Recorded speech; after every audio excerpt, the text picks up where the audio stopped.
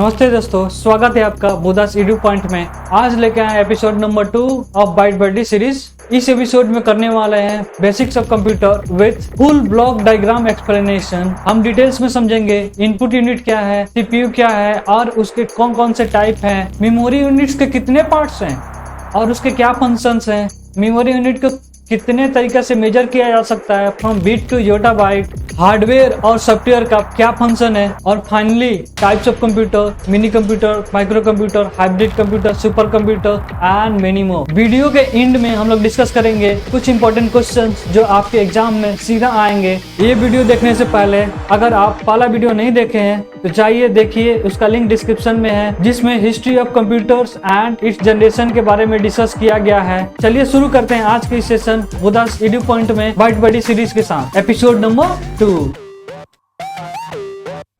Computer क्या है?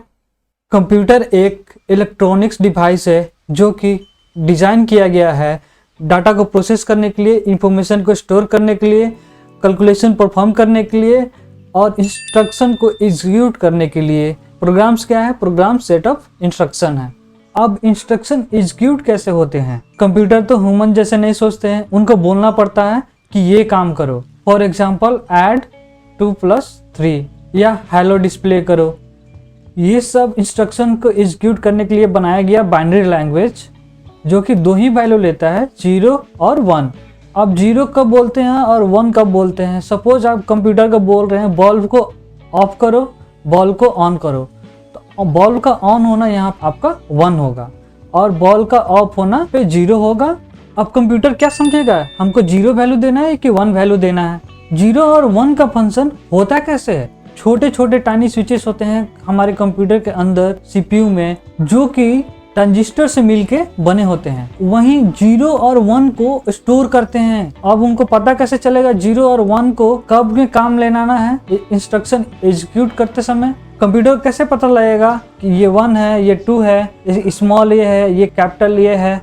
ये हेलो को बाइनरी में हम लोग ऐसे लिखते हैं। कैसे पता चलेगा कंप्यूटर को कि इस कोड को हेलो बोलेंगे? तो जितने भी हमारे कीबोर्ड में कीज हैं उनके सारे का आशिकी वैल्यू होता है। ये आशिकी वो वाला आशिकी नहीं है, ये आशिकी ASCII है। इसको बोलते हैं American standard code for information interchange.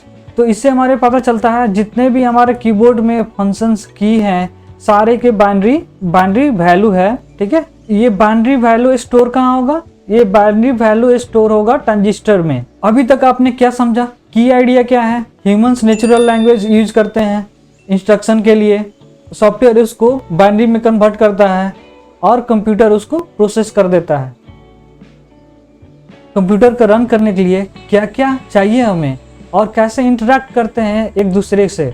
पहला है मॉनिटर, ये हमारा सीपीयू हो गया, कीबोर्ड हो गया, स्टोरेज यूनिट। 4 चीज़ें बहुत ज़रूरी होती हैं।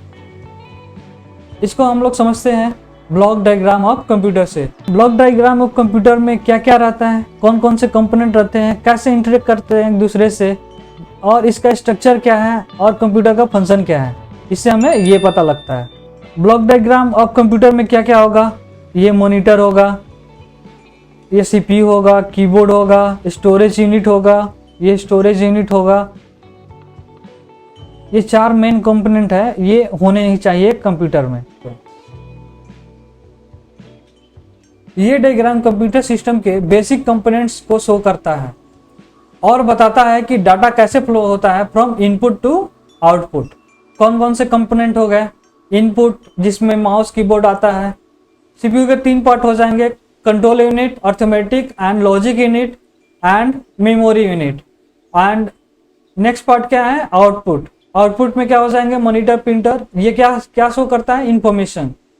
डाटा कैसे फ्लो होता है आपको कैसे पता चलेगा? एक एग्जांपल लेते हैं, 2+3 करना हो, अगर हम लोग कीबोर्ड से 2+3 करें तो सबसे पहले ये स्टोर होगा मेन मेमोरी में और उसके बाद कंट्रोल यूनिट क्या करेगा? अर्थमेटिक लॉजिक यूनिट को भेज देगा प्रोसेस करने के लिए, और उसके बाद जो भी आउटपुट आएंगे मेन मेमोरी में सेव हो जाएगा और कंट्रोल यूनिट उसको बोल देगा आउटपुट को कि हाँ भाई ये तुम्हारा आउटपुट है, 5 आउटपुट है, इसको डिस्प्ले कराओ। तो हमारा इस तरह डाटा फ्लो होता है कंप्यूटर सिस्टम में। फिर से आपको बता देते हैं, इनपुट यूनिट से डाटा आते हैं, मेन मेमोरी में जाते हैं और उसको कंट्रोल यूनिट भेज देता है, अर्थमेटिक लॉजिक यूनिट एएलयू उसको प्रोसेस करता है, रिजल्ट अब वापस मेन मेमोरी में आते हैं और आउटपुट यूनिट रिजल्ट को दिखाता है। सारे यूनिट का अलग अलग फंक्शन है। आइए जानते हैं डिटेल्स में इनपुट यूनिट क्या करता है।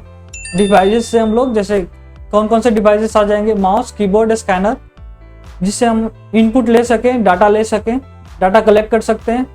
तो उसके बाद डाटा को क्या करेगा, मशीन रीडेबल में 01 में कन्वर्ट कर देगा। उसके बाद ट्रांसमिट करेगा डाटा को मेन मेमोरी में। कुछ एग्जांपल्स है, जैसे कि ये माउस, ये हमारा माउस है, ये कीबोर्ड, ये हमारा स्कैनर आ गया। टच स्क्रीन भी एक इनपुट यूनिट है, ठीक है। नेक्स्ट, इनपुट यूनिट में हम लोग कीबोर्ड कंपोनेंट्स के जान लेते हैं क्या क्या है, इसमें क्या क्या होते हैं। अल्फा न्यूमेरिक कीज होते हैं, लेटर्स एंड नंबर्स जिसको अल्फा न्यूमेरिक की बोलते हैं, फंक्शन की होते हैं F1 से F12 तक जो स्पेसिफिक परफॉर्म टास्क करते हैं, और मॉडिफायर कीज होते हैं, शिफ्ट, कंट्रोल, अल्ट को बोलते हैं मॉडिफायर की। नेविगेशन की कौन कौन से हो जाएंगे, एरो की, होम, इंड, etc, ये क्या हो जाएंगे, नेविगेशन की हो जाएंगे। न्यूमेरिक कीपैड होता है जिसमें हम लोग क्विक नंबर एंट्री कर सकते हैं। अब कीबोर्ड के कितने तरह के टाइप है। पहला है क्वाटी कीबोर्ड। इसका नाम कैसे पड़ा क्वाटी कीबोर्ड, पहले इस कीबोर्ड में 6 लेटर आते हैं फर्स्ट टॉप पे, QWERTY, इसीलिए इसका नाम क्वाटी कीबोर्ड पड़ा और इसको ग्लोबली एक्सेप्ट किया गया है। दूसरा है डेवोरक कीबोर्ड। ये डिजाइन किया गया है मिनिमल हमको फिंगर्स का मूवमेंट करना पड़े, इसके लिए हम लोग ये डिजाइन किए, लेकिन ये बहुत कम पॉपुलर हुआ क्योंकि इसका लोग एडॉप्ट नहीं कर पाए। नेक्स्ट कीबोर्ड है ergonomic keyboard. Ergonomic keyboard design किया गया था स्ट्रेन को कम करने के लिए और कंफर्ट देने के लिए, और इसमें टाइप करना बहुत आसान होता है। नेक्स्ट यूनिट है हमारा CPU unit. CPU stand for central processing unit. आपको ये दिख रहा होगा, ये पूरा सीपीयू है। हमने एक डायग्राम भी ले रखा है। सीपीयू किसको कहते हैं, CPU is a brain of computer. CPU क्या है, सीपीयू एक कंप्यूटर का दिमाग है। इसमें क्या क्या होते हैं, इसमें सारे अर्थमेटिक एंड लॉजिकल ऑपरेशन होते हैं। इसके कितने पार्ट हैं, इसके 3 पार्ट है, एएलयू अर्थमेटिक लॉजिक यूनिट, दूसरा है कंट्रोल यूनिट, तीसरा है मेमोरी यूनिट। नेक्स्ट टॉपिक है टाइप्स ऑफ सीपीयू। पहला टाइप है single core CPU. What is core, single core means कुछ इस तरह का ही डायग्राम होगा, एक होगा चिप में जैसे ये दिख रहा है। ये ओल्डेस्ट टाइप है सीपीयू का, 1970 में आया था। इससे हम लोग एक बार में एक ही काम कर सकते हैं, ये मल्टीटास्किंग सपोर्ट नहीं करता है। नेक्स्ट है डुअल कोर सीपीयू। इसमें कितने कोर होंगे, इसमें 2 कोर होंगे, इसमें 2 कोर होंगे सीपीयू में, और सभी कोर के इसका अपना अपना कैशे होगा और उसके कंट्रोलर भी हैं। ये परफॉर्म बेटर करता है, सिंगल कोर से ज़्यादा अच्छा परफॉर्म करता है डुअल कोर। नेक्स्ट है क्वाड कोर सीपीयू। इसमें 4 इंडिपेंडेंट कोर्स होंगे। ये आपको जो दिख रहे हैं स्क्वायर शेप के, ये कोर्स हैं। इसमें कितने होंगे, 4 होंगे, 4 कोर्स होंगे एक ही चिप में, और ये बहुत सारे मल्टीपल एप्लीकेशन एक साथ चला सकते हैं। ये मॉडर्न सॉफ्टवेयर है। क्वाड कोर सीपीयू बहुत अच्छा परफॉर्मेंस देता है without increasing the clock speed. CPU का क्लॉक स्पीड बढ़ाए बिना ही ये बहुत अच्छा परफॉर्मेंस देता है।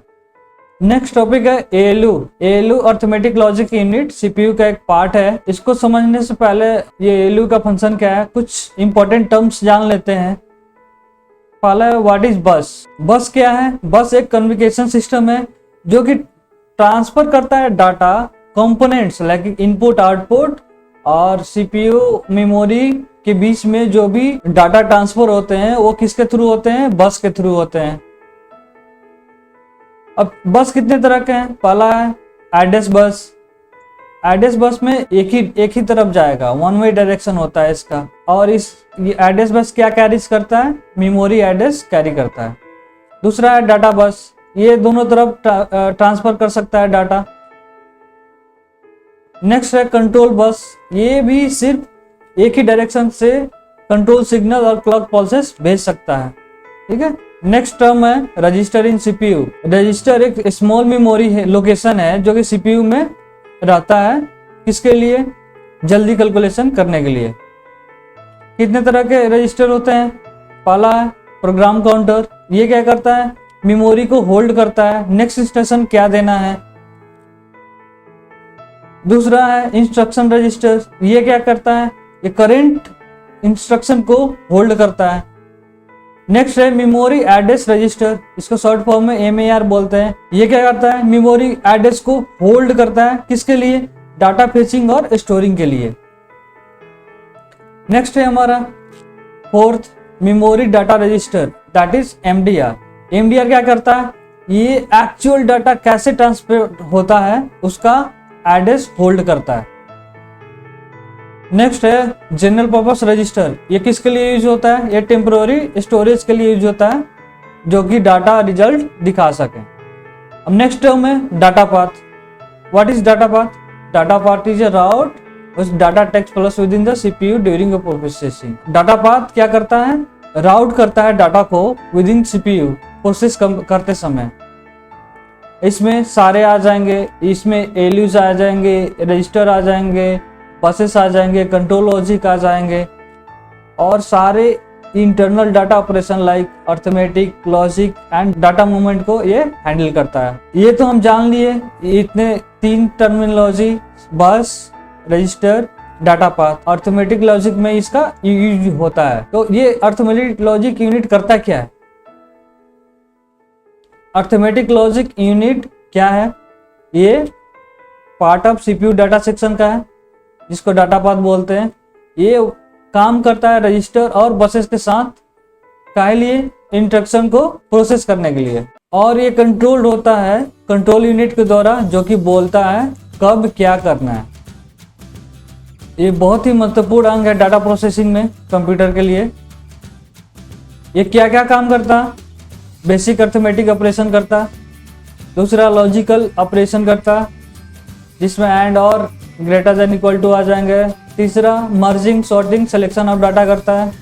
मर्ज, सिलेक्ट, सॉर्ट करना होगा तो कौन करेगा, ALU करेगा।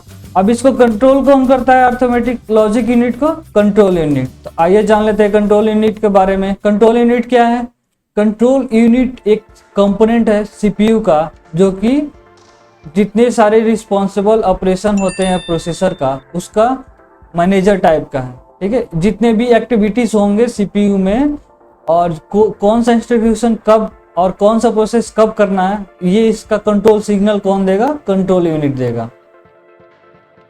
इसके क्या क्या फंक्शन है, ये पहले फेच करता है और इंटरप्ट करता है इंस्ट्रक्शन मेमोरी से। ये जनरेट करता है control signal to manage hardware components, ठीक है। कंट्रोल सिग्नल जनरेट करता है मैनेज करने के लिए ALUs, register, input output devices के लिए। और कंट्रोल करता है डाटा फ्लो को भी बिटवीन द प्रोसेसर्स सब यूनिट्स। ये सुपरवाइज करता है एग्जीक्यूशन ऑफ इंस्ट्रक्शन ऑन कौन सा सीक्वेंस में कौन सा ऑपरेशन करना है, ये भी ये कंट्रोल यूनिट करता है। ये रिसीव करता है एक्सटर्नल कमांड को और प्रोसेस करता है इंटरनल कंट्रोल स्टेप को। और एक इस साइकिल भी हैंडल करता है फेच, डिकोड, एग्जीक्यूट का। कंट्रोल यूनिट वर्क करता है ALU, data buffer, registers, buses, किसके लिए, इंस्ट्रक्शन को प्रोसेस करने के लिए। इतना समझ गए कंट्रोल यूनिट के बारे में। कंट्रोल यूनिट के कितने पार्ट हैं, कितने टाइप के हैं कंट्रोल यूनिट। पहला है हार्डवेयर कंट्रोल यूनिट, दूसरा है micro program control unit. Hardware program control unit में क्या होता है, हार्डवेयर प्रोग्राम कंट्रोल यूनिट में फिक्स लॉजिक सर्किट यूज होते हैं। और माइक्रो प्रोग्राम कंट्रोल यूनिट में माइक्रो इंस्ट्रक्शन स्टोर किए जाते हैं कंट्रोल मेमोरी में, दूसरा कंपैरिजन कर लें, कंट्रोल सिग्नल्स जनरेट होते हैं किसके द्वारा? कॉम्बिनेशनल लॉजिक के द्वारा। बात करें माइक्रो प्रोग्राम्ड कंट्रोल यूनिट की, तो माइक्रो इंस्ट्रक्शन डिफाइन करता है कौन सा कंट्रोल सिग्नल देना है कौन से ऑपरेशन के लिए। Hardware control unit easily modified नहीं हो सकता है without redesigning hardware. Micro programmed unit को इजीली अपडेट किया जा सकता है, मॉडिफाई किया जा सकता है। हार्डवेयर कंट्रोल यूनिट काम करता है इंस्ट्रक्शन डिकोडर, टाइमिंग यूनिट और कंट्रोल मैट्रिक के साथ। माइक्रो प्रोग्राम यूनिट स्लोअर है हार्डवेयर से, बट ये ज्यादा फ्लेक्सिबल है और एडेप्टेबल है। वहीं बात करें हार्डवेयर कंट्रोल यूनिट का, तो ये बहुत फास्ट है। ये कहाँ यूज होते हैं? जहाँ पे स्पीड जो है क्रिटिकल सिचुएशन रहता है।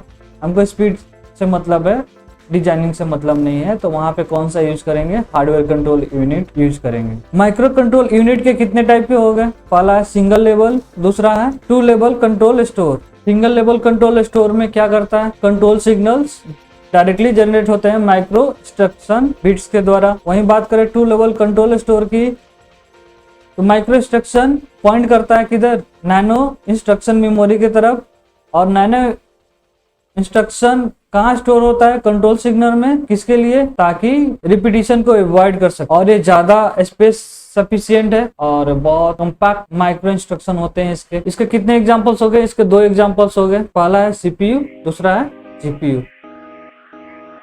Block diagram of computer system का नेक्स्ट यूनिट है memory unit. What is memory unit? ये क्या करता है? स्टोर डाटा इंस्ट्रक्शन बिफोर और आफ्टर प्रोसेसिंग द इंस्ट्रक्शन। ये किसके साथ काम करता है? ये सीपीयू के साथ काम करता है ताकि डाटा जल्दी एक्सेस कर पाए। How many types of memory unit? There are 3 types of memory unit. First is primary, secondary and cache memory. जब हम मेमोरी यूनिट की बात करते हैं तब ख्याल आता है कि मेमोरी यूनिट का बेसिक यूनिट क्या है, कैसे इसको मेजर करेंगे। तो आइए देख लेते हैं। सबसे छोटा यूनिट है बिट, नेक्स्ट है निबल। 4 बिट्स को बोलते हैं निबल, और ये बहुत रेयर होता है। इसका शॉर्ट फॉर्म एन होता है और बीट का शॉर्ट फॉर्म बी होता है। नेक्स्ट यूनिट है बाइट। 1 बाइट के 8 बिट्स होते हैं और इसको रिप्रेजेंट करते हैं कैपिटल बी से। नेक्स्ट यूनिट है किलोबाइट। 1 किलोबाइट में 10 से 24 बाइट्स होते हैं और इसको शॉर्ट फॉर्म में केबी से रिप्रेजेंट करते हैं। नेक्स्ट यूनिट है मेगाबाइट। इसमें 10 से 24 किलोबाइट होते हैं, इसको रिप्रेजेंट करते हैं शॉर्ट फॉर्म से एमबी से। नेक्स्ट है गीगाबाइट। 1 गीगाबाइट में 10 से 24 मेगाबाइट होते हैं, इसको रिप्रेजेंट करते हैं जीबी से। नेक्स्ट है टेराबाइट। 1 टेराबाइट में 10 से 24 गीगाबाइट होते हैं और इसको रिप्रेजेंट करते हैं टीबी से शॉर्ट फॉर्म में। नेक्स्ट है पेंटाबाइट। 10 से 24 टेराबाइट होते हैं 1 पेंटाबाइट में, इसको शॉर्ट फॉर्म में क्या है? पीबी है। नेक्स्ट है एक्साबाइट। 1 एक्साबाइट में 10 से 24 पेंटाबाइट्स होते हैं, इसको रिप्रेजेंट करते हैं ईबी से। नेक्स्ट है जेटाबाइट। 1 जेटाबाइट में 10 से 24 एक्साबाइट होते हैं, इसको रिप्रेजेंट करते हैं जेडबी से। नेक्स्ट है योटाबाइट। 1 योटाबाइट में 10 से 24 जेटाबाइट होते हैं, इसको रिप्रेजेंट करते हैं वाईबी से। ये हमारा अभी तक का लेटेस्ट यूनिट है। मेमोरी यूनिट में हम लोग देख लेते हैं। पहला प्राइमरी मेमोरी। कितने प्रकार के होते हैं प्राइमरी मेमोरी? 2 टाइप के होते हैं। पहला है रैम, दूसरा है रोम। रैम कितने प्रकार के होते हैं? 2 प्रकार के होते हैं, एस रैम और D RAM. S for static RAM, D for dynamic RAM.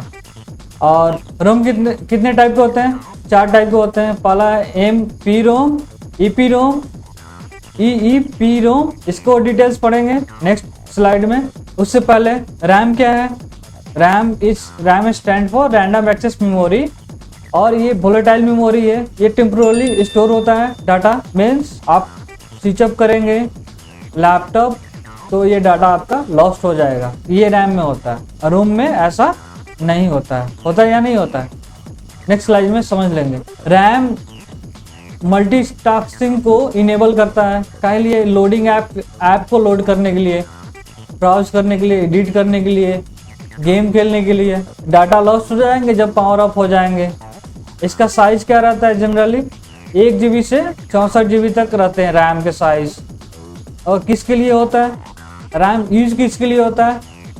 RAM application को रन करने के लिए यूज होता है। अगर आपका एप्लीकेशन रिक्वायर्ड है 16 GB रैम का, आपके पास 8 GB रैम है, उस एप्लीकेशन को आप रन नहीं कर पाएंगे। ज़्यादा रैम होने से बहुत सारे फायदे हैं, जैसे कि बहुत सारे एप्लीकेशन रन कर सकते हैं, एक एप्लीकेशन से दूसरे एप्लीकेशन पे जा सकते हैं इजीली, और कमांड दे सकते हैं सभी को एक साथ।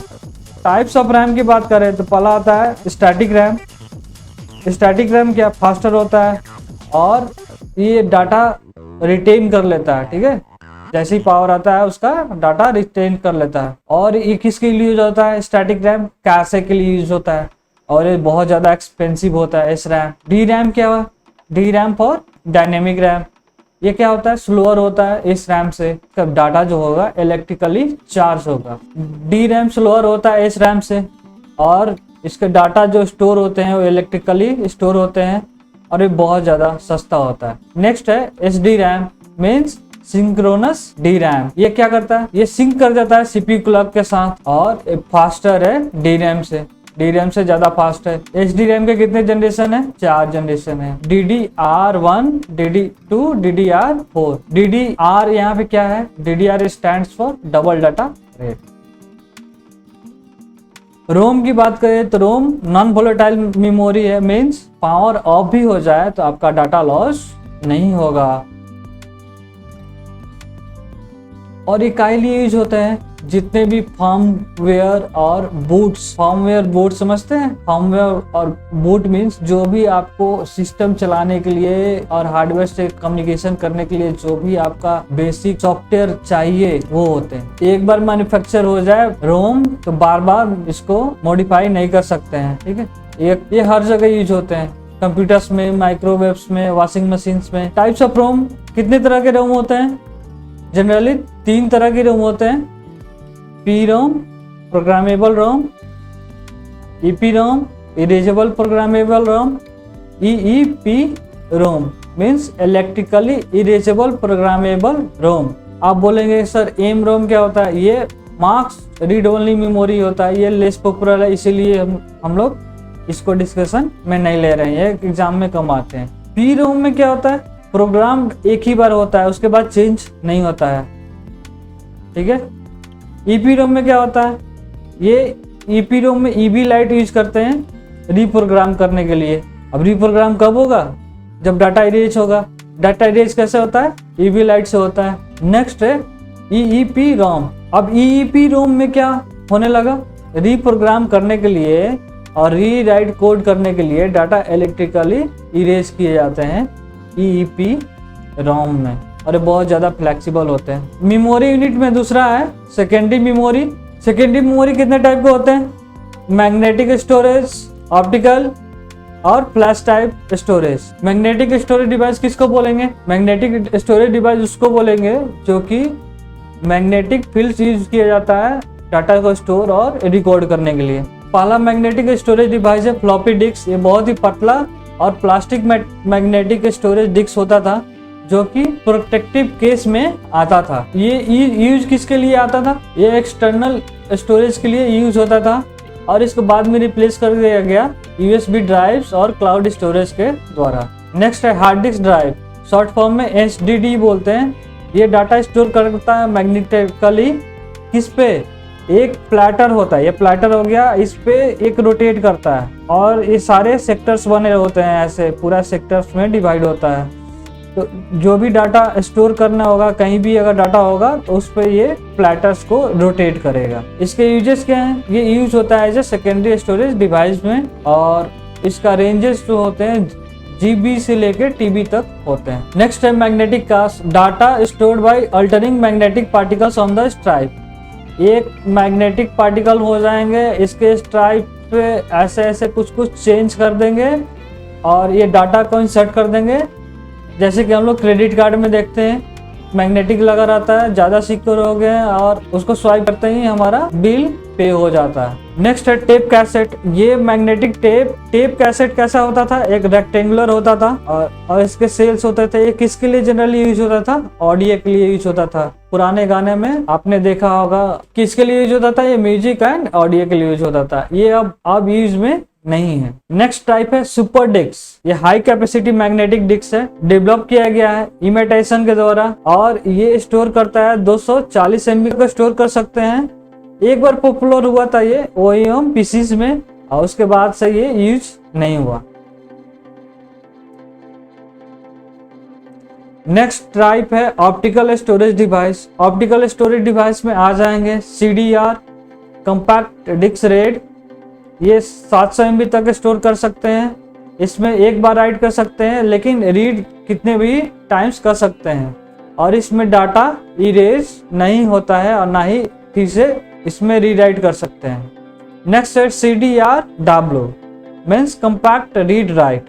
ये भी 700 MB तक यूज कर सकते हैं और इसमें मल्टीपल राइट और इरेज कर सकते हैं। CDR में एक ही बार कर सकते हैं, इसमें मल्टीपल कर सकते थे। इसके चलते मल्टीपल रीराइट के चलते ये स्लोअर हो गया CDR से। नेक्स्ट आया DVD-R means DVD-R stands for digital versatile disc read only. इसका कैपेसिटी कितना था, 4.7 GB। एक ही लेयर से बना रहता था, एक बार ही इसको राइट कर सकते थे और रीड कितना भी टाइम कर सकते थे। ये किसके लिए यूज होता था, मूवी के लिए यूज होता था और डाटा बैकअप्स के लिए यूज होता था। पहले मूवीज किस में आती थी, DVDs में आती थी। नेक्स्ट है DVD-RW, फुल फॉर्म हो जाएगा digital versatile disc read write. ये लगभग 8.5 GB तक स्टोर कर सकते थे। इसमें कितने लेयर थे, इसमें 2 लेयर थे और इसको कितने भी बार रीराइट कर सकते थे और एक्सेस तो कर ही सकते हैं। इसका कैपेसिटी सबसे ज़्यादा है कंपेयर करेगा अगर CDs के।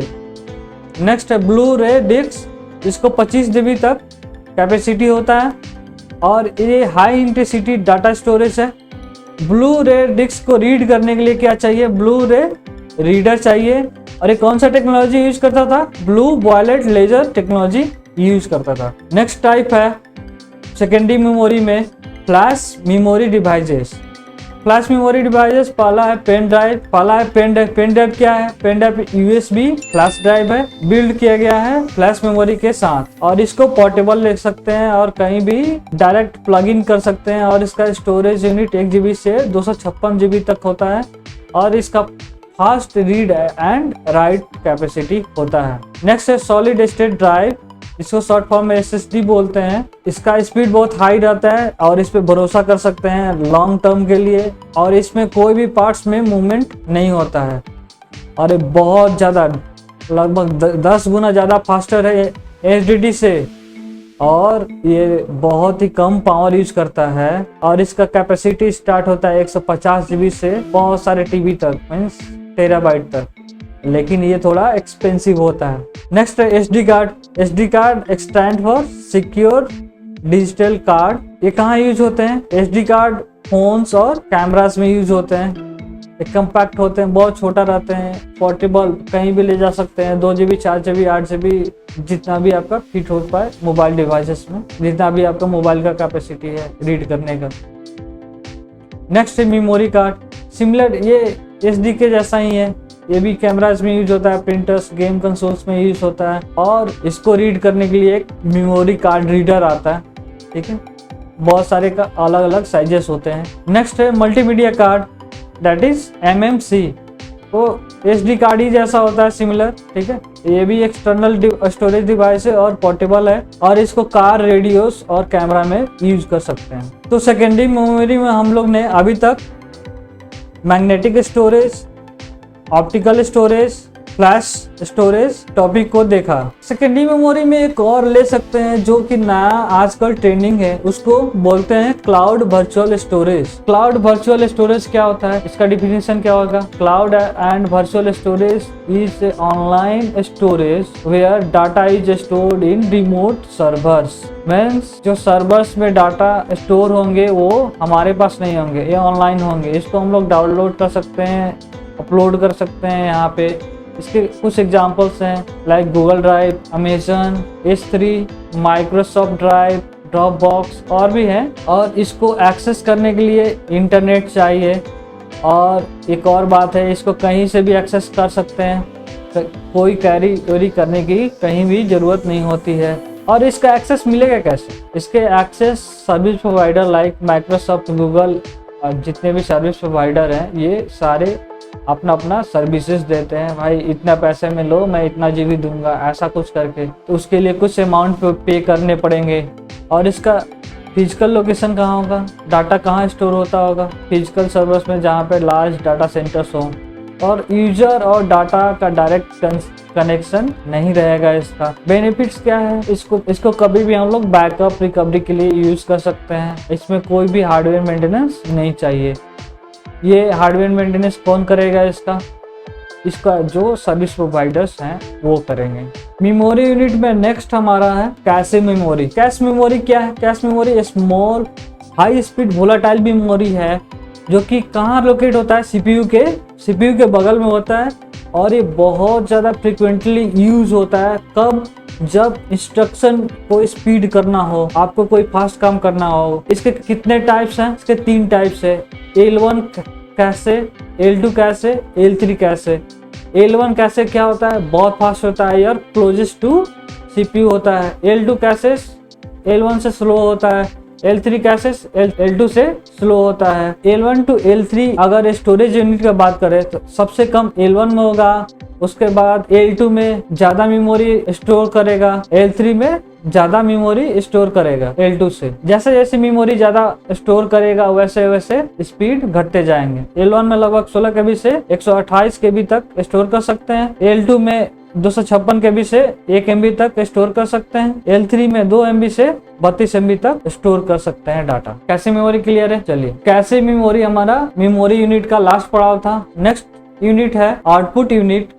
आउटपुट यूनिट क्या करता है? प्रोसेस डाटा को जो कि बाइनरी फॉर्म में स्टोर्ड है उसको ह्यूमन रीडेबल फॉर्म में कन्वर्ट करता है। और ये डिस्प्ले करता है जैसे सॉफ्ट यूनिट और हार्ड यूनिट। सॉफ्ट यूनिट चाहिए तो मॉनिटर पे डिस्प्ले हो जाएगा, एंड हार्ड कॉपी चाहिए तो आपको प्रिंट आउट निकालना पड़ेगा प्रिंटर से। आउटपुट के यूनिट के एग्जाम्पल क्या क्या हो जाएंगे? मॉनिटर, प्रिंटर, प्रोजेक्टर और and many more. Output unit के कुछ एग्जाम्पल्स हैं जैसे कि मॉनिटर, प्रिंटर। मॉनिटर की बात करें, मॉनिटर एक प्राइमरी आउटपुट डिवाइस है जो कि डिस्प्ले करता है इंफॉर्मेशन जैसे कि टेक्स्ट, इमेज, वीडियोस। कैसे? कंप्यूटर से। कितने टाइप्स के मॉनिटर हैं? पहला है CRT monitor. CRT stands for cathode ray tube. और ये बहुत ज्यादा बल्कि हेवी होता था, बहुत ज्यादा हाई एनर्जी यूज करता है। CRT में जो टेक्नोलॉजी यूज होता है वो पुराना है। और कौन सा था? वो इलेक्ट्रॉन बीम्स इमेज को डिस्प्ले करने के लिए यूज करते थे। अब ये बहुत ही कम है। सेकेंड है LCD। LCD stands for liquid crystal display. CRT के मुकाबले बहुत ही स्लिम है और स्पेस भी बताता है। और इसके जो पिक्चर क्वालिटी होंगे वो हाई रेजोल्यूशन में होंगे, CRT से ज्यादा रेजोल्यूशन होगा। LCD ने रिप्लेस कर दिया CRT को बहुत सारे एप्लीकेशन में। नेक्स्ट है हमारा LED। LED stands for light emitting diode. LED monitor छोटे छोटे LED यूज करता है बैकलाइट देने के लिए, और ये 4K रेजोल्यूशन तक सपोर्ट करता है। पिक्चर क्वालिटी हाई और वीडियो रेजोल्यूशन जो होंगे बहुत ही स्मूथ और हाई होंगे, रियलिस्टिक होंगे। और ये इको फ्रेंडली है और एनर्जी भी सेव करता है। ब्राइटनेस में LCD से बहुत ही ज्यादा अच्छा है। नेक्स्ट है हमारा OLED। OLED stands for organic light emitting diode. OLED monitors बना है ऑर्गेनिक मटेरियल से, प्लास्टिक, पॉलीमर एक्सेट्रा। और ये बहुत ही अच्छा मूवीज के लिए होता है। इसमें गेम भी खेल सकते हैं। अल्ट्रा थिन होता है, फोल्डेबल होता है, लेकिन इसका जो लाइफ है वो बहुत ही शॉर्ट रहता है। ऑब्वियस है ये ज्यादा महंगा है, एक्सपेंसिव है। नेक्स्ट टॉपिक है प्रिंटर। प्रिंटर क्या है? प्रिंटर एक आउटपुट डिवाइस है जो कि टेक्स्ट और ग्राफिक्स को कंप्यूटर से ट्रांसफर कर देता है पेपर पे, और ये प्रिंट कर सकता है टेक्स्ट, नंबर्स, इमेज और भी विजुअल्स जो भी कंप्यूटर के द्वारा भेजे जाएंगे। क्वालिटी स्पीड डिपेंड करता है कौन सा प्रिंटर आप यूज कर रहे हैं। तो कितने प्रकार के प्रिंटर्स हैं? प्रिंटर्स को 2 भाग में बांटा गया है। पहला इम्पैक्ट में आते हैं dot matrix printer, daisy wheel printer, line printer and chain printer. And दूसरा है नॉन इम्पैक्ट प्रिंटर, इसमें आते हैं laser printer, inkjet printer. Impact printers और नॉन इम्पैक्ट प्रिंटर्स का फंक्शन क्या है? इम्पैक्ट प्रिंटर की बात करें तो इम्पैक्ट प्रिंटर फिजिकली स्ट्राइक करता है इंक्ड रिबन से पेपर के अगेंस्ट। इसमें मैकेनिकल कांटेक्ट इन्वॉल्व होता है और ये जनरली नॉइजी होता है। इम्पैक्ट प्रिंटर सुटेबल होता है मल्टीपल कॉपी प्रिंटिंग के लिए, like carbon copy. Types of impact printer, first one is dot matrix. Dot matrix में छोटे छोटे पिन लगे रहते हैं, उसमें कैरेक्टर्स होते हैं और वहीं स्ट्राइक करता है पेपर पे अगेंस्ट। नॉइजी होते हैं, लो रेजोल्यूशन होता है और ये कॉस्ट इफेक्टिव भी होता है। नेक्स्ट है डेजी व्हील प्रिंटर। ये एक स्पिनिंग व्हील यूज करता है कैरेक्टर्स इम्बेड करने के लिए पेपर पे, और ये हाई क्वालिटी टेक्स्ट को प्रोड्यूस करता है जस्ट लाइक टाइपराइटर। ये थोड़ा स्लो है और ये सिर्फ टेक्स्ट ही प्रिंट करेगा, कोई इमेजेस प्रिंट नहीं करेगा। नेक्स्ट है लाइन प्रिंटर। लाइन प्रिंटर एक ही बार में सारा लाइन प्रिंट कर देता है पेपर पे और ये बहुत ही ज्यादा फास्ट होता है, नॉइजी होता है, लेकिन ये सिर्फ प्लेन टेक्स्ट ही प्रिंट कर सकता है। इसको यूज कर सकते हैं बल्कि जॉब्स, आपको बहुत सारा प्रिंट करना हो तो इसको यूज कर सकते हैं लाइन प्रिंटर को। नेक्स्ट है chain printer. Chain printer use करता है रोटेटिंग चेन। इसमें एक रोटेटिंग चेन होते हैं, वो कैरेक्टर्स को प्रिंट करने के लिए रोटेटिंग चेन यूज करता है। जनरली जेरॉक्स शॉप पे लोग यही यूज करते हैं और बहुत ज़्यादा हाई स्पीड होता है। एक्सपेंसिव है, थोड़ा लिमिटेड एडिशन है इसका। ये एक्सपेंसिव है और इसके फॉन्ट्स जो होते हैं लिमिटेड है। इसमें कोई भी ग्राफिक्स प्रिंट नहीं होगा, इमेज वगैरह प्रिंट नहीं होगा। प्रिंटर में इम्पैक्ट प्रिंटर देख लिए, नॉन इम्पैक्ट प्रिंटर को देख लेते हैं। What is non impact printer?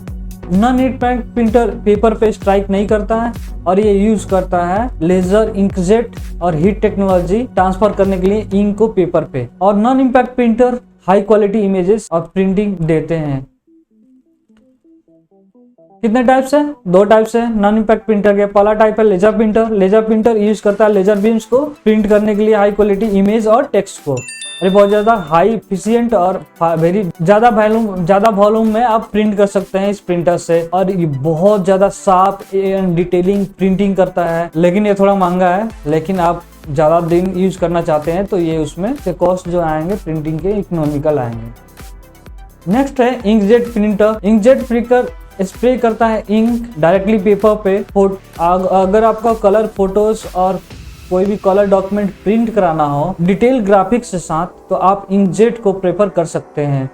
ये थोड़ा स्लोअर होता है कंपेयर टू लेजर प्रिंटर, और छोटे छोटे इंक आते हैं कार्ट्रिजेस जो कि आपको रिप्लेस करने होते हैं फ्रीक्वेंटली।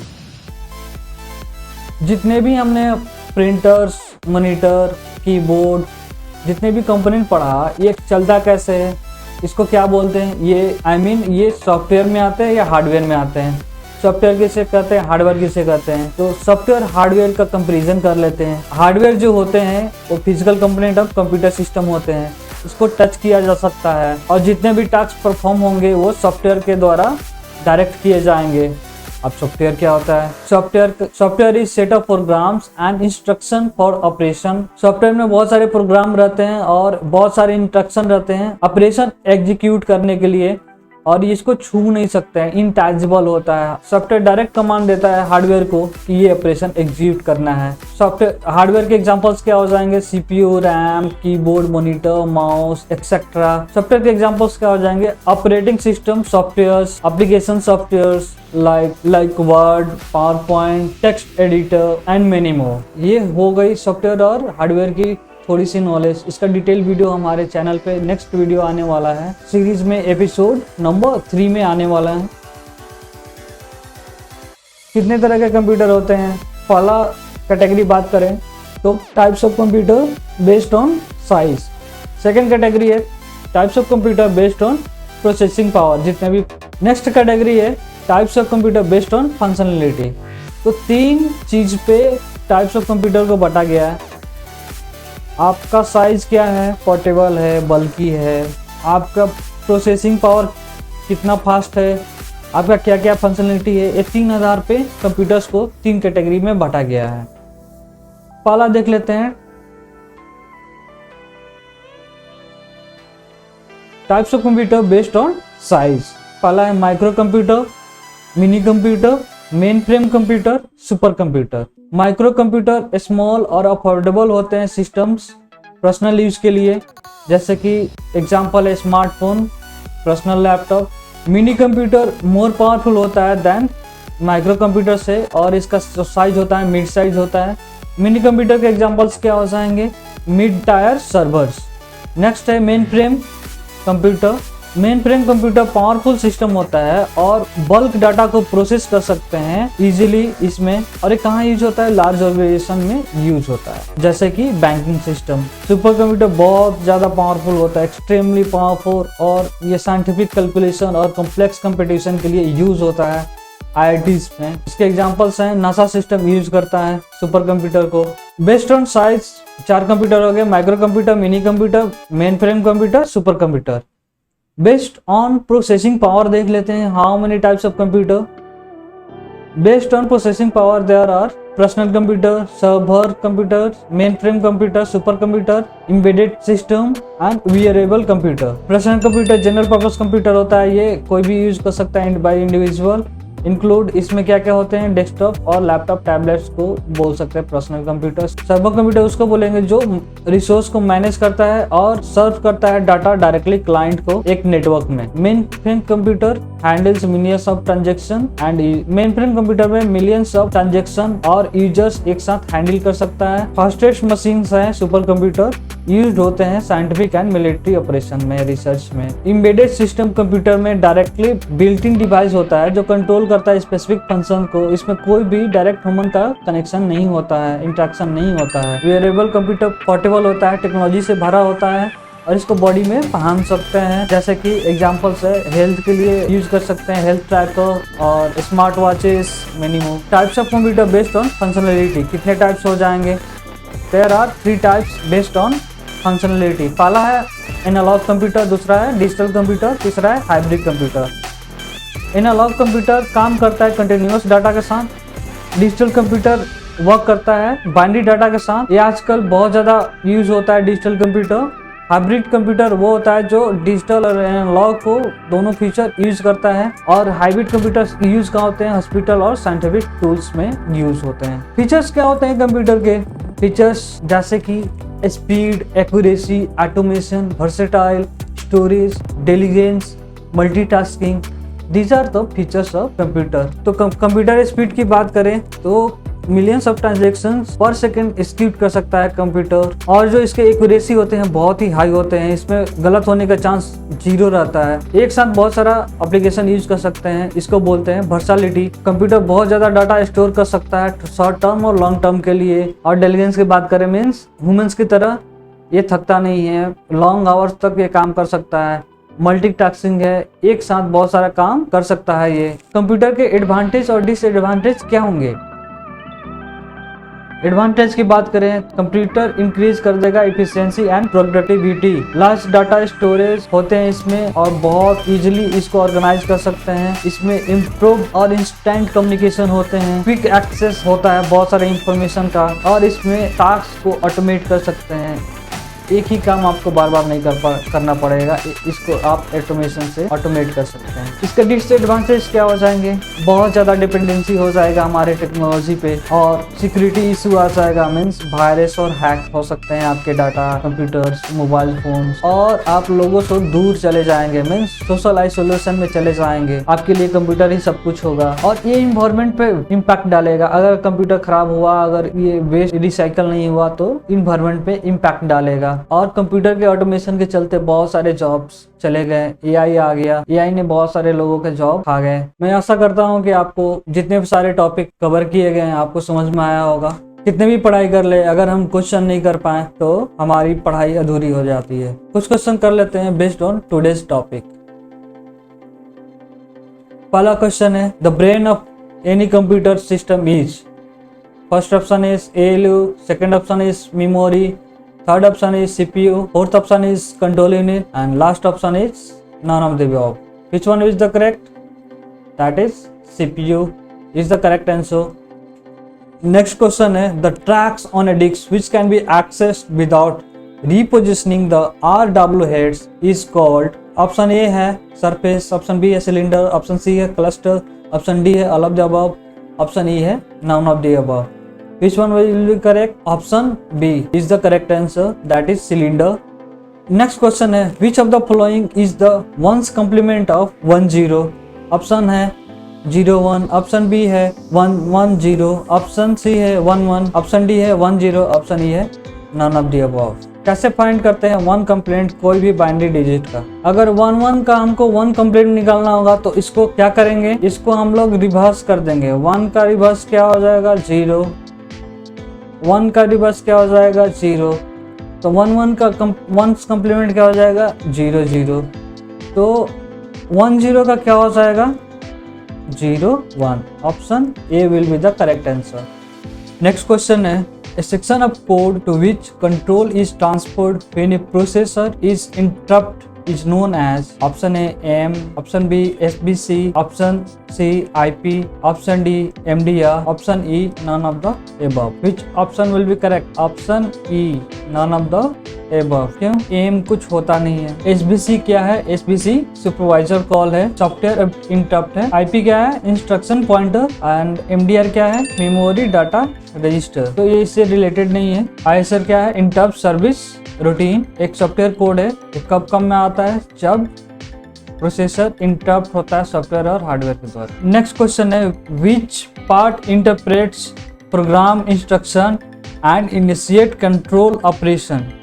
ऑप्शन ए है इनपुट, ऑप्शन बी है स्टोरेज यूनिट, ऑप्शन सी है लॉजिक यूनिट, ऑप्शन डी है control unit. Which option will be correct? Option D will be correct, control unit. क्यों? क्योंकि इनपुट यूनिट करता नहीं है control, storage unit memory storage करता है, logic unit logical operation perform करता है और कंट्रोल यूनिट सबको कंट्रोल करता है। ठीक है।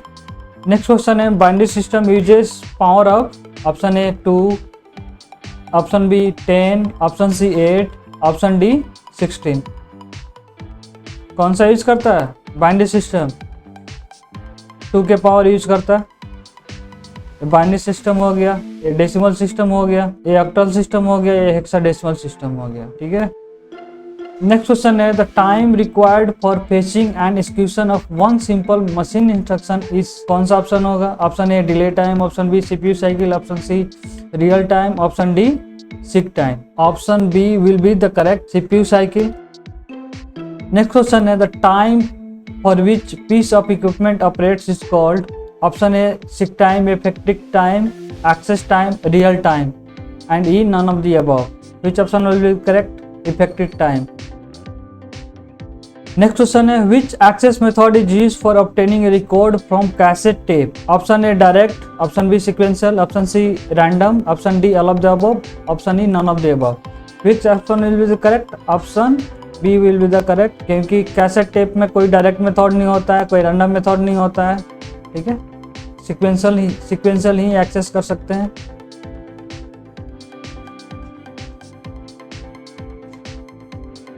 नेक्स्ट क्वेश्चन है binary numbers need more places for counting because.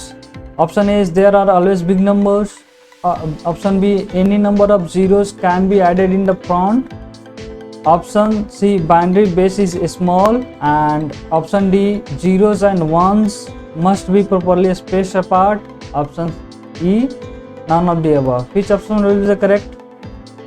Option C will be the correct। इसके बेस क्या है? स्मॉल है, क्योंकि 10 को लिखने के लिए क्या लगेगा? 1 0 1 0 लगेगा, 4 डिजिट यूज होंगे। ठीक है। नेक्स्ट क्वेश्चन है any type of storage use for holding information between steps in processing is called. Option A है CPU, ऑप्शन बी है प्राइमरी स्टोरेज, ऑप्शन सी है इंटरमीडिएट स्टोरेज, डी है इंटरनल स्टोरेज, ऑप्शन सी है none of the above. Which option will be the correct? Option B primary storage. CPU कोई भी data store नहीं करता। Intermediate storage internal storage ऐसा कुछ काम करता नहीं है।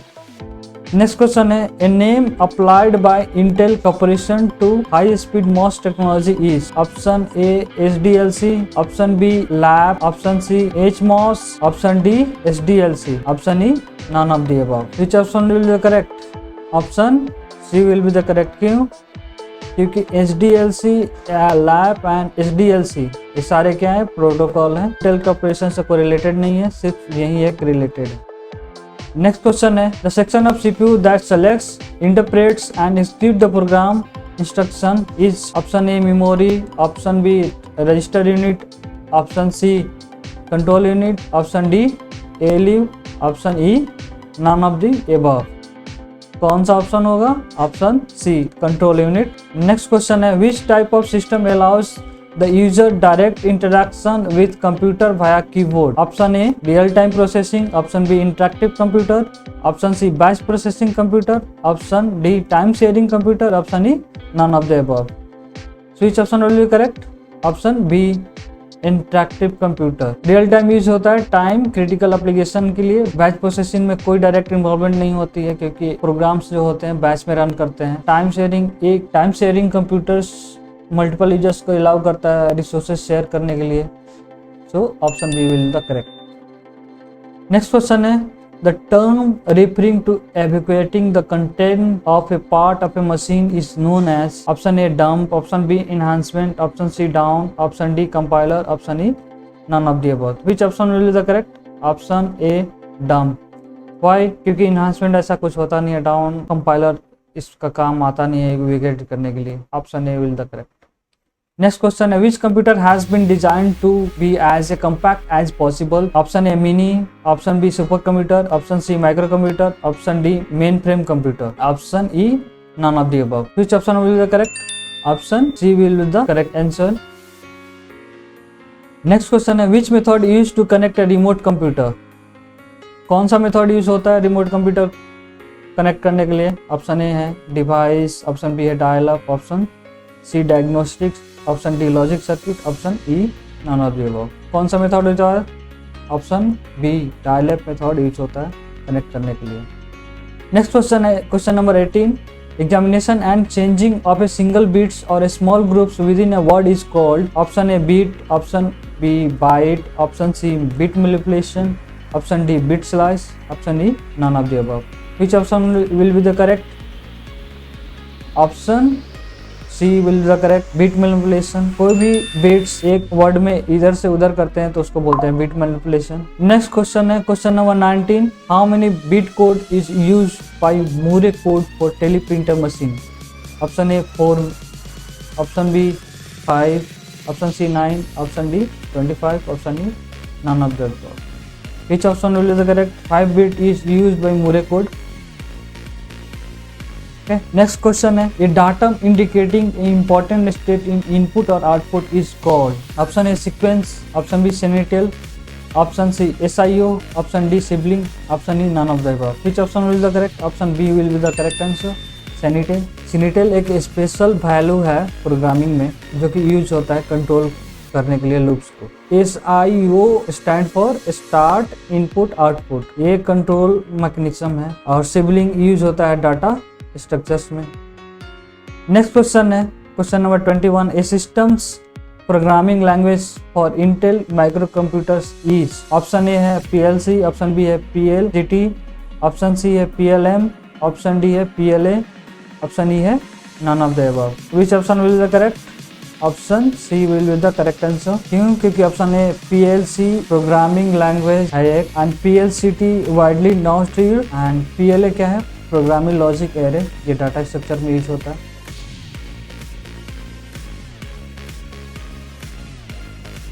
नेक्स्ट क्वेश्चन है question number 22, which computer device eliminates the need for a keyboard? Option A joystick, option B light pen, option C mouse, option D touch, option E none of the above. Which option will be correct? Option D touch. Next question है ASCII stands for? Which option will be correct? Option A, option B, option C, option D, option E. ASIC stand for American Standard Code for Information Interchange. Option A will be the correct answer. Next question है, a general purpose microcomputer designed for a single user operation is, which option will be the correct? Option A special purpose computer, option B CIPS, option C AM, option D PC, option E none of the above. So option D will be the correct answer, personal computer. Next question है, question number 25, number used to control the form of another number is known as. First option is map, option B marks, option C mamtosa, option D marker, option E none of the above. Which option will be the correct? Option B will be the correct answer, marks. map use होता है data structure में, mamtosa marker irrelevant option है. Next question है, question number 26, average time for the correct sector to arrive at RW head is. Option A है down time, option B है sick time, option C है rotational delay, option D access time, option E none of the above.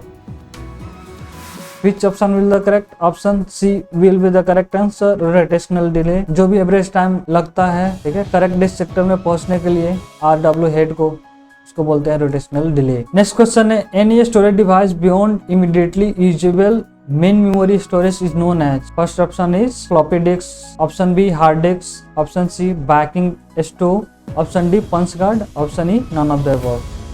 Which option will be the correct? Option C will be the correct answer, backing store. Backing store में कौन सा आ जाएंगे? USB, floppy disk वगैरह वगैरह आ जाएंगे.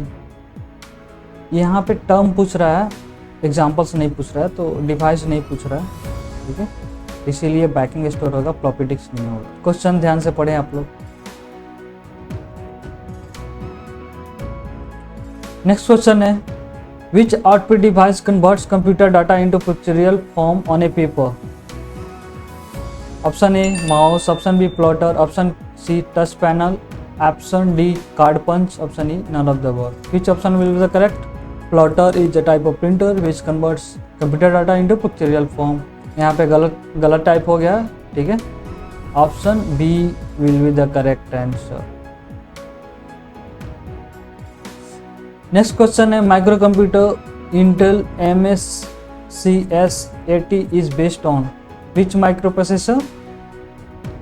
Option A 808, option B 805, option C 806, option D 8082, option E none of the above. Which option will be the correct? Option A will the correct answer, 808 micro processor.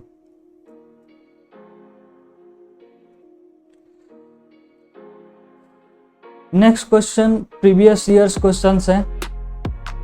What are the hardware devices that retrieves data from computer system and further translate the received data into form understandable to humans? Which option will be the correct? Option C will be the correct. Is called output devices. Okay, it converts and converts binary into human readable form. Information display करता है monitor पे. Next question है, which of the following is a magnetic disk. Option A DVD, option B CDR, option D CDR-W, option D Winchester, option E none of the above. Option D will be the correct answer. DVD, CDR and CDR-W is optical device. Next question है, which of the following input device is used to enter motion data into computers और other electronic devices. Option A monitor, option B joystick, option C track ball, option D plotter, option E none of the above. Which option will be the correct? Option C track ball. Okay, this is the last question. तो दोस्तों, इस video में हमने समझा computer का complete structure with block diagram and real life example के साथ. अगर आपने episode number 1 history of computer and इस जनरेशन नहीं देखा तो जाइए देखिए, इसका लिंक डिस्क्रिप्शन में है. तब तक इस वीडियो को लाइक कीजिए, सब्सक्राइब कीजिए और बेल बटन को दबाइए ताकि नोटिफिकेशन मिस ना हो. अपने दोस्तों के साथ शेयर कीजिए जो कंप्यूटर सीखना चाहते हो इजी लैंग्वेज में, और कमेंट करके अपना फीडबैक दीजिए आपको कौन सा पार्ट अच्छा लगा. मैं हूं मनीष, मिलते हैं नेक्स्ट एपिसोड में बुद्धास एडू पॉइंट चैनल पे बाइट बडी सीरीज के साथ. तब तक के लिए जय हिंद.